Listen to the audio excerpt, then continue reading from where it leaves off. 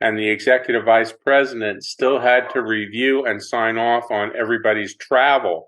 Now, you can imagine thousands of God. people in a company like that traveling, and I'm thinking to myself, where does he get the time to do that and to do what he really needs to be doing to run a multi-billion-dollar company? Warning: Damian Andrews' growing revenue and profit, if implemented, will put more money in your pocket. Please use with caution.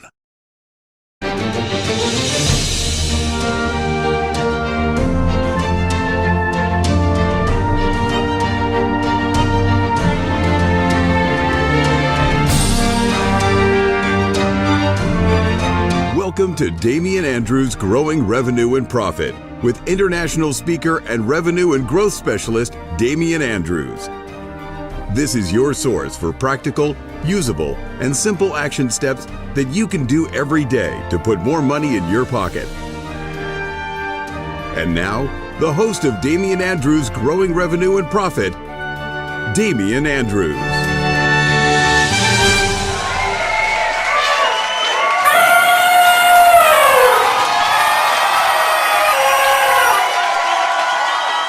And the crowd cheers wildly to the trumpeting blast of elephants sliding through eyes of needles. This is Damian Andrews' Growing Revenue and Profit, the program that deals with all things that put more cash in your pocket. This is the show that handles your revenue riddles, profit puzzles, operational oddities, and culture conundrums. I am the one, the only Damian Andrews, and on this show, it is my pleasure to have the amazing Peter Christian.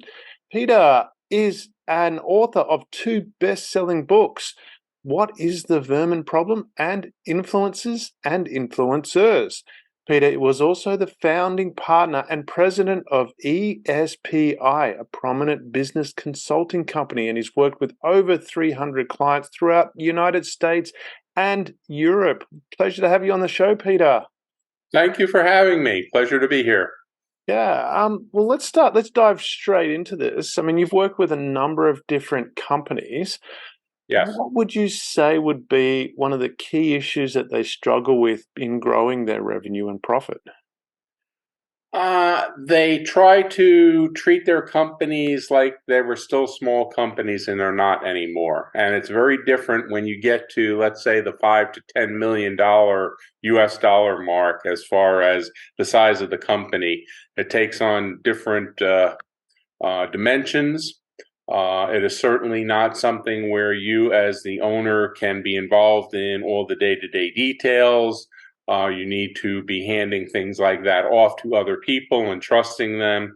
And unfortunately, too many business owners don't approach it that way. They think that they can still be involved in everything, and it causes a lot of problems for them.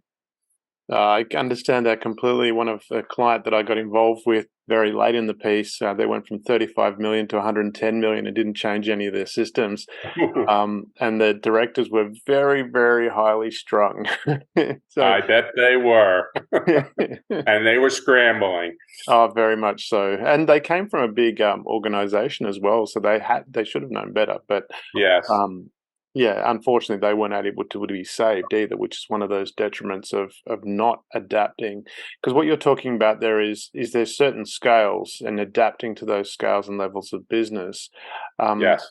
Is part of that when you look at this ability to grow the business, is part of that accepting that you need to let go of some of that control? Absolutely. I worked with a multi-billion-dollar company, and the executive vice president still had to review and sign off on everybody's travel. Now, you can imagine thousands of people in a company like that traveling, and I'm thinking to myself, where does he get the time to do that and to do what he really needs to be doing to run a multi-billion-dollar company? So it just astounds you sometimes at what some of the executives will do or don't do, as the case may be. That's an interesting point that you made there, or a very extremely highly important point. Interesting is not the right word there, it's important. You mentioned do what they need to do. Yes. And if we are going to, and yes, for a small, one-person band, that's getting up and running. You're doing everything, of course. You argue that because that's all you have. In most cases, it's not like a lot of people are coming into starting a business with a lot of resources behind them, so that they can't delegate as such. They don't have those resources. How do you, if you were to start at the very beginning, you had the resource to do it, what is what you need to do? What are the key things that needs to be done to grow revenue and profit? Well, of course, when you're starting off, the thing is to get your feet on the ground, to get your clients, if you've got products, to get them out there and promote them, make sure that they're working well, schmoozing with the customers, as the case may be, and so forth. But once you've established that, okay, and now you've got a track record and you are growing. You can't have that hands-on that you did. It's your baby, but it isn't a baby anymore. And I look at my grandson right now. He's 18 months old.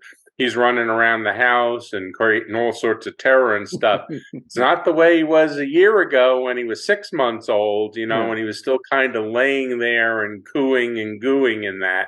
And you have to realize that in the business as well. It ain't the same and you can't treat it the same. And unfortunately, some people have trouble letting go because it is their baby, all right? And they treat it as such. And they don't have the trust in other people to let things go. They want to have their hands in everything. And they really, really can't. And quite honestly, you're going to not attract or not keep good people if you allow that to happen, because they're going to be frustrated. They know that they've got capabilities and so forth. And if somebody's sitting over them, micromanaging them, it just isn't going to work, and you're going to lose those people. Plus, then everybody's going to look at that one individual and say, well, when he tells me or she tells me, if it's a female person, what to do, then I'll do it. But till then, I'll just keep doing whatever it is I'm doing. Well, that's no good either. All right. Because then everything falls on that one individual to make all the decisions and to tell people what to do. And they just can't keep track of all that stuff. There's too much going on. And also, you're now in that growth period, like you said, with the one client you had that grew tremendously. Well, that takes your time to manage that type of stuff, and you don't have time for all those other things. That's why you have people to do that. And if you don't trust them, and if you're going to keep treating it like a baby, guess what? It's going to be baby, because it's going to shrink back down to where it was before. So be very, very careful about how you approach things and how you deal with them. Exactly. It sounds like you have a little executive running around already at 18 months, getting into everything. Yes, he does. Yeah, he rules the house already. It's amazing how quickly they take over. Exactly. And that isn't I think a valid analogy, because they're into everything and want to know everything, as an owner of a company does. And that's what I was wondering, from what is that trait? It sounds like, you're talking about trust there, being able to have that trust. Is that a trait that is a good thing to develop early in the piece when you're starting up a company, to go, okay, to create that segregation so you don't get that really strong attachment and be able to let go? Absolutely. And again, you don't turn everything over at one time. You do it bit by bit. Okay, and you see how the person works out, because again, sometimes we make poor judgments and we think somebody is truly capable and they turn out not to be. But as they prove themselves, and you turn over the next piece and the next piece, and you don't have to turn over everything. Okay, but you certainly want to turn over a lot of the day-to-day stuff, and I wouldn't say trivial, because in business, everything is fairly important, but the less important things, because your focus is going to be on that growth and the new things that you're going to add and the staffing that you're going to need. I mean, there's a lot of big decisions that have to be made, and probably taking out loans and working with different companies, and maybe going from a national company to an international company. That all takes time, and you don't have time for that other stuff. And if you do, like the guy who's signing off on everybody's travel, then you're not paying attention to the big stuff, and that's where problems crop up. Mm. So from that perspective, what we it sounds like you're talking about is sensible scaling. Um, Yes. so when you're looking at that, because I know I've seen seen it where people have tried to do everything all at once really, really quickly, Yes. and they've underestimated. I love that chart that you see, and it shows two paths. One, it says, this was the plan, and it's got Yep. a nice little, from one place to the other, and it's a nice straight road. And then they go, this is what happened. And from that perspective, how much does optimism bias play into businesses getting into trouble and having difficulties in growing, let alone and then surviving? Because there's an element of optimism bias there, or you could take it the other way, ignorance, where people have an expectation that's going to go a certain way, but don't realize that that's not the reality. Right. Believe me, anybody who's dealt with plans knows that there's never a straight line. Mm, Okay. There's always twists and turns, unforeseen things that crop up. Maybe the plant goes down because you had an electrical problem or a fire, or one of your key suppliers suddenly isn't delivering, or a key client suddenly decides that they don't want to do business with you anymore. All sorts of things crop up. And you've got to deal with those things. It's just life, okay? No matter how well you try to plan and to make sure that problems don't occur, they do occur. That's just life. mm, Um, and you said, sometimes they're too optimistic, sometimes they're too pessimistic. Sometimes mm, they're so conservative that instead of planning for that growth and maybe having that extra resource on hand, they wait until it's too late and now they're scrambling. So mm, there's a real balance in there. And you can read all the books you want. It's just you get a sense for how things are going, mm. and you work appropriately with that. Then if things take off, and sometimes they do, most companies have a 5-year plan, and within 2 years they're redoing it because it's obsolete. You might say, well, why did they do 5 years if it's only good for two? Well, it's kind of a traditional thing, and you do want to look out and get a sense for where you're headed.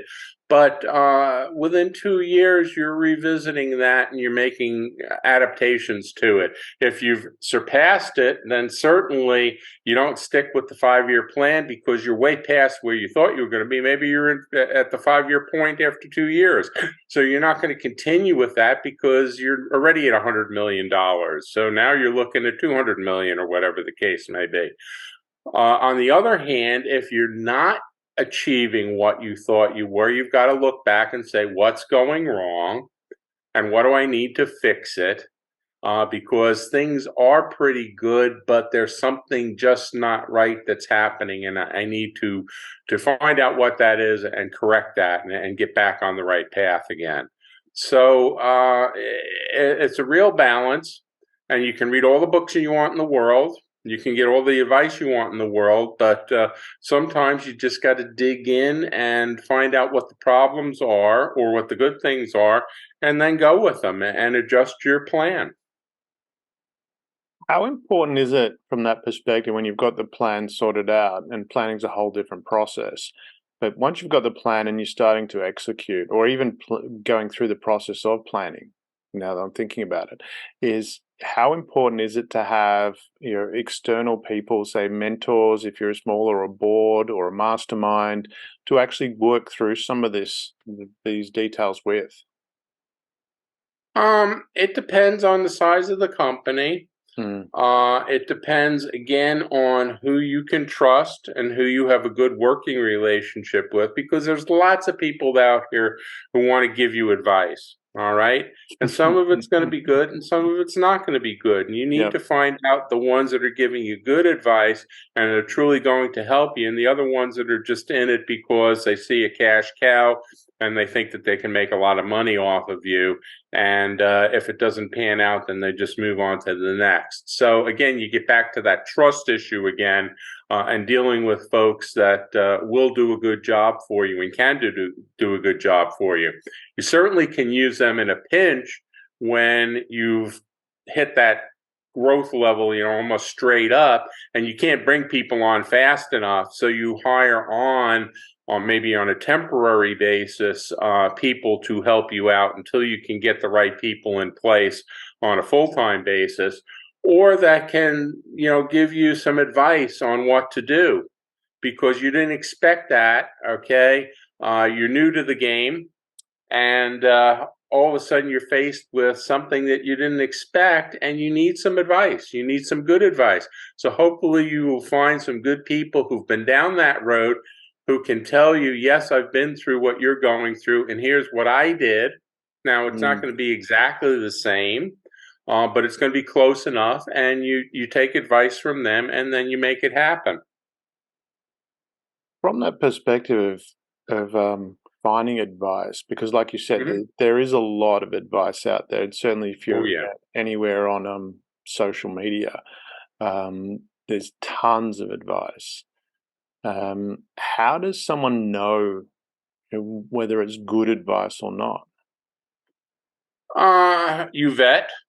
You talk to people that you know and trust who may be in the same business you are, or who are good friends who have used individuals or companies of the type that you're looking at, who can say, yes, I've used these folks and here's what they did and here's who you need to work with. Because again, you hire a company and you expect a certain individual, and all of a sudden you get somebody who you didn't expect. And you have no idea who that person is. And again, you don't give them everything all at once. You feed pieces of it to them and see how well they're doing. Because if you throw too much at them, you're putting yourself at risk, for one thing. And also you may overwhelm them. So you need to kind of met out what it is that you're giving the people. Let them prove themselves to you. Because even though they may have proven themselves to your friends, to your coworkers, to your business connections, whatever, we all mess up sometimes. So you have to be careful about that too. But anyway, you develop that working relationship, that trust over time, and they become a valuable asset to you. I had one client, whenever they had a one-off project, and they were very honest. They said, if it's something that's going to be on an ongoing basis, we will do it internally with our people. If it's a one-offer, we won't put our people's time into it, although they did because they were still involved in the project. But we will give you that, and you will teach us, and then we will incorporate it, and then we will make a go of it. And we had that great relationship. And I think we did 10 or 12 projects with them, each of a different kind. And they did exactly that. They learned from what we were doing. They were involved in it. And then they took it over. And then that one was done. And we moved on to the next one. And they were extremely successful and continue to be. They just grow by leaps and bounds because they knew what they were capable of. They knew what they weren't capable of. They knew what they needed to learn, and they learned it, and they knew that their success was based on what they did, even more so than what I and the other consultants did.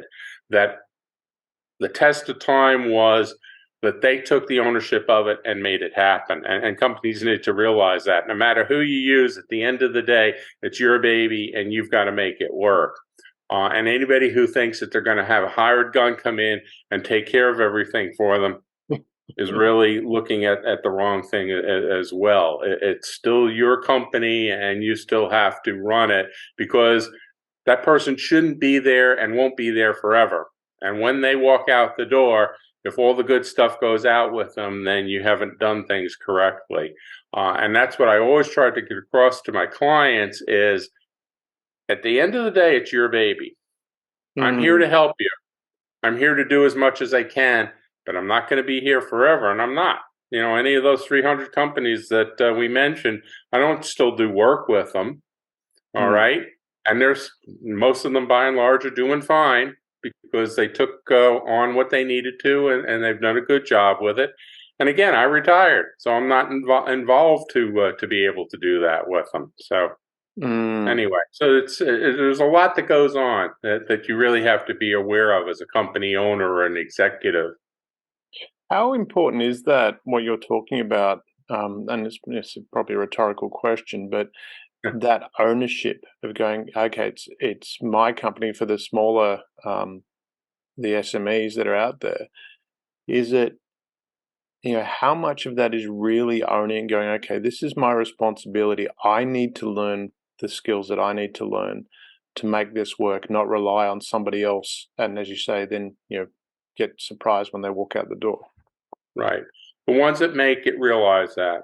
The ones that don't think that there's somebody who's got that magic wand or that silver bullet and they're going to use it and everything is going to be fine and it's going to be fine forever. It doesn't work that way. Life Mm, doesn't work that way. Business certainly doesn't work that way. It's work. And every day you're working it. And every mm, day you're going to come across different things and you have to deal with them.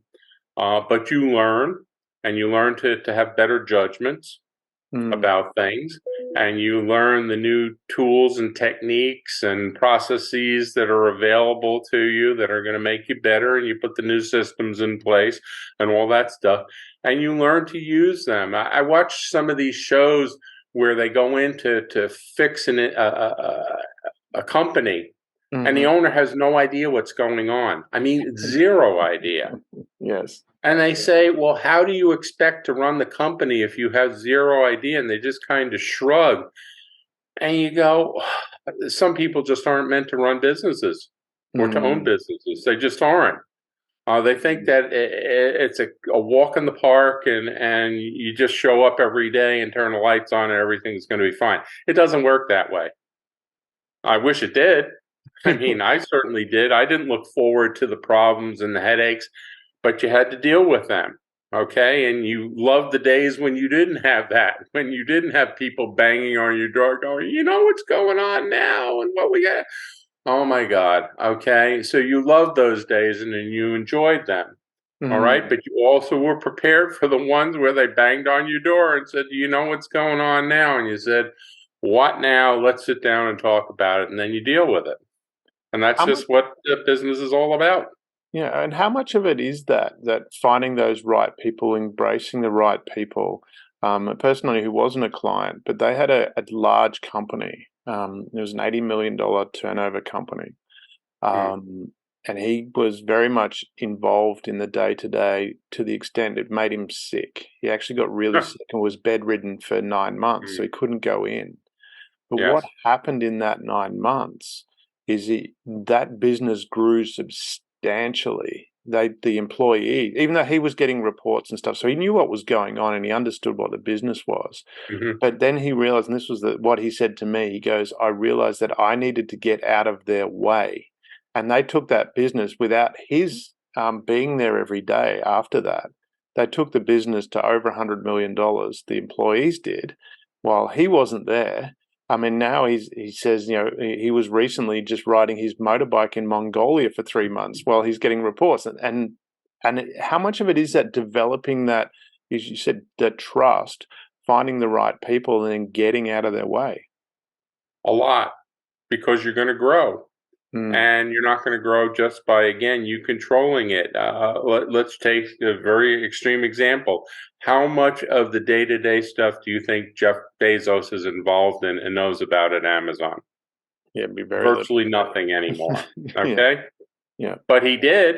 If you see the first pictures of Jeff Bezos when he started Amazon, it was in a desk in his garage, and he Mm, was in charge of everything. All mm, right. And where is he today? He's on that luxury yacht with his new girlfriend, right? Okay. But yet he knows the important things that are going on. mm, All right. And he has changed his viewpoint and his mindset and what he's involved in. And that's what he focuses on. And he's got tons of people doing all those other things.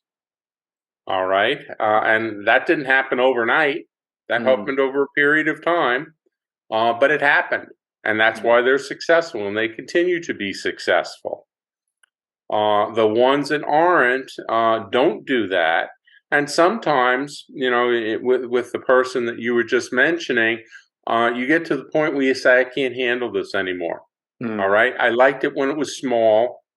Okay, I liked it when it was a $20 million company or 25 or whatever. And 80 or 100, it's just too big for me. Mm. And what they do is they get out, they sell out, they make their money, and maybe they start another enterprise and it's smaller and they're happier doing that because they don't like all the other stuff that's involved when you get to be 80 or 100 or 150 million or whatever the case may be. That's Mm. not what they enjoy doing. They like having their hands on stuff and so forth, and they realize they can't do it anymore. And also, it isn't worth their health to them. Is that It's something not from worth that getting sick. perspective? Yeah, from that perspective, as a for the SMEs that are listening in, being very clear about what it is that works for you. One of my clients is, they got to 25 million turnover, and they went, we've had enough. That's where we're at," and they've been at that for the past 3 years, and they're comfortable, they're happy, they're ticking over. It's all working very smoothly. Is that really, from that perspective, knowing what works for you? Absolutely. I mean, life is not just about doing business. There's that old saying about the guy in his deathbed who says, I wish that I had had 10 more minutes in the office as opposed to 10 more minutes with the family. So there is a balance in life, and Yeah. work is part of it. Okay, but so is living your life and doing other things. And when you're so consumed in that, now some people are, and so be it. All right, that's life. But most of us aren't. We want to have a life balance and we want to be able to do other things. We want to enjoy the fruits of the efforts that we put out. And when we can't do that, all right, when we can't go out for a night with our family or go on vacation because the business is always calling, then at that point, you've got to kind of sit and say, what is it I really want out of life? And Mm. like you said, that the company that decided that 25 million was it, and they were very comfortable and happy, and they were doing everything that they wanted to do, and they were making the money. There's nothing wrong with that.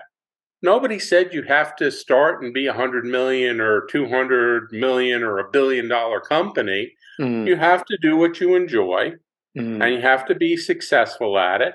And when you hit a certain plateau and you say, that's it, I'm very happy where I'm at, quite honestly, sometimes maintaining where you're at takes a lot of effort. Mm. Okay? Because again, things change and you'll get new competitors and new markets and all that stuff and clients who ask for other things and so forth. And you still have to deal with all that stuff just to stay at where you're at. Mm. And there's nothing wrong with that. There really, really isn't. It depends on the individual and what you want out of not just your business, but what you want out of your life and where business fits in as that part of your life.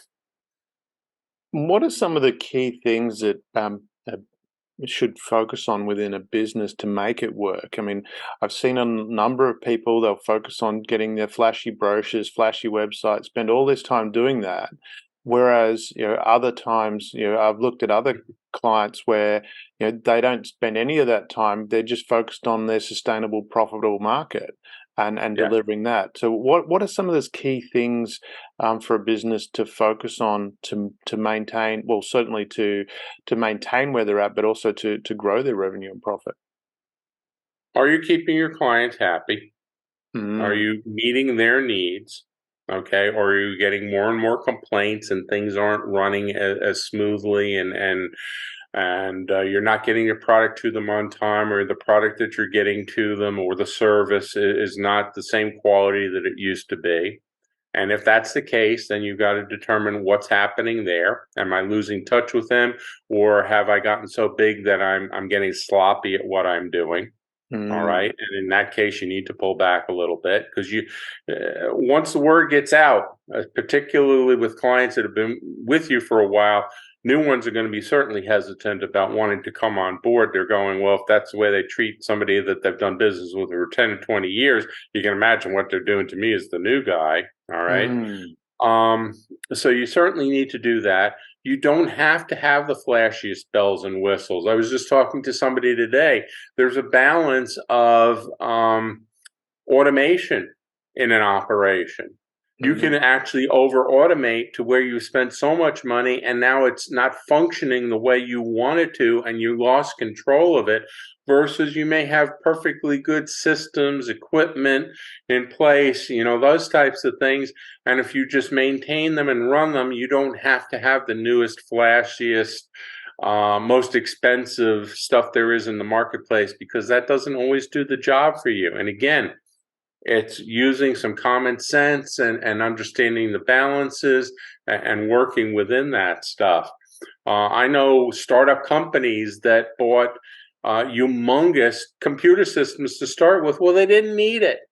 They needed small computer systems, but they spent millions of dollars on this stuff instead of on other things, and then all of a sudden they were having cash flow issues. Well, no kidding. You spent money on stuff that you didn't need, and you're probably not using properly. You're maybe using 1% of what the capability is, and it's crazy. So use your head, okay? Yes, it's great to dream large, but don't. There's that old saying about steak appetite on a hamburger budget.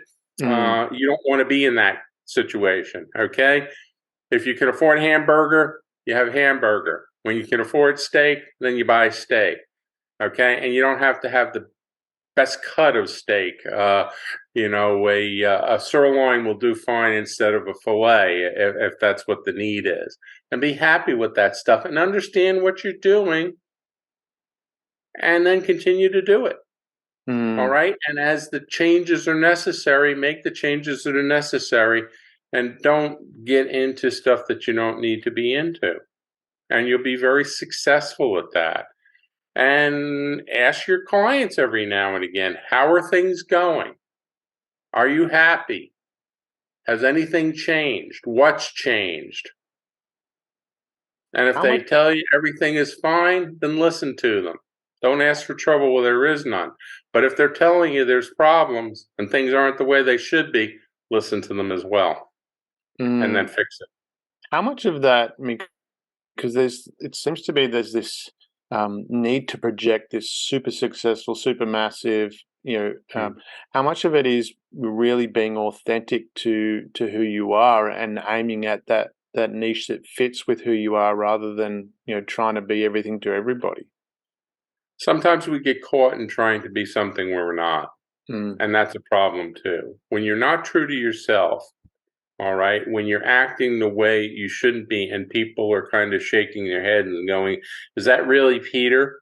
That doesn't seem like the Peter I know. Boy, he's changed." You don't want to hear that. You want to hear, "That's the same guy I know. He's reliable. He understands. He listens. He does something about it," as opposed to, "He really could care less about us. We're just one of many anymore." You don't want to hear that from your folks. Similarly with the people who are working for you. All right? As you get bigger, you don't get bigger and sloppier and allow anything to go and so forth. You've got a culture that you've established that you continue, all right? And granted, as you get bigger, things will change a bit and so forth, and you have to change with that. But by and large, the values that you instilled should still be there. Treat people fairly, treat people with respect, listen to your customers, listen to your employees when they tell you things are a problem and we need to address it. We need to address it as soon as we can. Because if you don't, you may be addressing it when it's too late to do something about it. So keep your pulse on what's going on, okay? And even as a large company, don't give up the values that you started as a small company. And for growing as well, certainly growing sales, marketing's involved. How important is it to be really good at the marketing channels that you aim at? We have a business organization here in Australia. It's run by a friend of mine. And he, when he started, just focused on advertising on radio. And as the business grew, he put more money into radio. and only advertised on radio. And he also became a national phenomenon and an iconic business person in Australia, and only ever advertised on radio. It actually became unique for the brand that he created. Mhm. Is it how, I mean, because when people look at it, they try and, from what I've seen, people try and go to all different areas. Is it better to focus in and do something really well in that area? Again, making a rhetorical question, I guess. Or, Okay.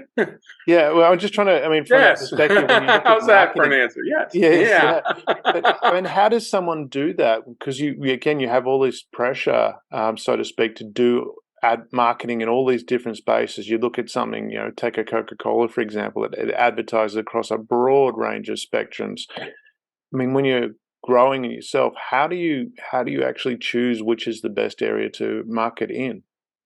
Again, if you have a solid foundation, and let's say that it was in radio, certainly stay in radio. Don't give it up because you obviously have, but you watch the trends. Are people still listening to radio? Which Mm, radio stations are they listening to? mm, Are there new ones that are out, or have the ones that you've been dealing with been gobbled up by other people? What's going on there? And are they still giving us the play that we need? But as you become more successful, people are going to be seeking you out because they want part mm. of the action, Yeah. okay? And they certainly want to be a part of what you're doing, especially if you're a hot ticket. And you have to evaluate then. And yeah, it's okay to try, print if that's what you hadn't been doing before, or going into television, or or certainly social media and stuff that we have on our computers now and so forth. Um, but don't give up the stuff that got you there. All Mm, right. Continue to use that and maybe just reach out into some other areas where you find out that maybe the new target audience that you're looking at to add to, not to replace, but to add to the audience you already have, where their interests lie. And mm, then again, don't go whole hog into it. Start slow, see how it goes. And if it's successful, then you can add to it. And if it's not so successful, you can reevaluate and say, am I doing it in the right spot? And am I doing the right thing? And so forth. So again, there's no one right or wrong. It's a trial and error type of thing. But mm, I always say when you build a solid foundation, do not neglect that foundation. mm, Okay?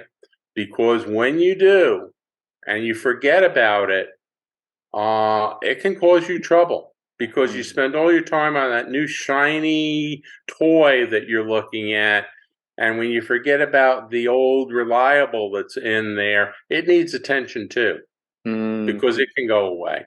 Good Because somebody advice. else can jump in and supplant you. Yeah. Okay. Or people, again, will think that you've forgotten about them, or or you're taking them for granted, and they go, guess what? I can use my dollars and I can shop elsewhere, whether it's a Mm. service or a product or whatever the case is that you're trying to get them to use. Okay, Sounds so you've got to maintain that.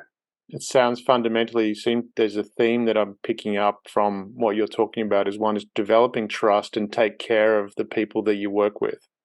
Yes, Yeah. they got you there. Is They that got you there. So why are you going to ignore them now? that's And what why are you I going to mean give them up? That's crazy. I You know know. I feel like I always ask rhetorical questions because to me it seems very easy. Take care of the people you look after, take care of people and things will take care of themselves. Absolutely. And don't forget who got you there. Mm. So if we're running out of time, but from that perspective, if you were to put it into a nutshell, Yes. how would you sum up? What would be the key takeaway you'd want people to have to grow their revenue and profit in their business? Have a plan, update that plan depending on which way it goes, either that you're exceeding it or that you're falling short of it. Make modifications, whatever are necessary to get you back on track. Be committed to the plan. All right. Don't, wait a month and say, oh, well, things aren't going right, so I'm going to trash this and try doing something else. Yes. No, that's not long enough. Be committed to it. Mm. But also realize that when things aren't working, and then you have to modify it. Bring the right people on board. Okay. People that you can trust and that you can turn things over to so that you don't have to pay attention to all the nitty-gritty details. They will do that. All right. And they do not need you watching over them. So you can go motorbiking wherever it is for 3 months in Morocco or wherever. Or maybe not, but that you're focusing on the other things that are important. But you're staying in touch with them so that they know that what they're doing is important and you are keeping tabs on it and you expect results and so forth. Stay up on the trends. Okay. We can look at all sorts of different markets where the leader at one time either isn't the leader anymore or maybe even doesn't exist because they didn't stay up on the trends. Little things like videos. I don't know what your big video chains were or are in Australia, but we had Blockbuster Video here. That doesn't exist anymore. It got replaced by this little company called Netflix. Okay, because you don't have to go into a store to get your movie. You can just download it on or stream it on your TV and voila, okay? And Blockbuster didn't get that until it was too late and they were dead in the water and they don't exist anymore. But yet they were the big kahuna at one time. That's just one example. I'm sure there's plenty of others we can look at. So stay up on the trends and also realize that your customers, even your existing ones, their tastes change over time and you need to adapt to the changes that they are requiring. A lot of companies, get into the product industry, but they don't service their product. Well, over time, companies are looking for someone who will provide service to their products or add-ons to it and so forth, and realize that, and then adapt your business to those changes and add those features that you didn't have before. If you do all of those things and watch your costs, okay, it's real easy to get lazy and sloppy, and all of a sudden your costs are out of whack. So stay on that and make sure that they're in line with where you want to be, and that as you grow, you're growing profitably. Okay, it's not just about growing; it's about growing profitably, and at least the same rate that you're at, percentage-wise, or maybe even better, as the case may be. They all sound simple, but there's a lot of work that's involved to them. Fantastic. There's a lot of sage advice there, Peter. Thank you very much for sharing. It's been a pleasure having you on the show. And yeah, it's been wonderful chatting with you. The audience, we've no doubt got a lot of your detail, or got a lot out of that, and we've got your details in the show notes. Thank you for taking the time. Terrific. Thank you again for having me.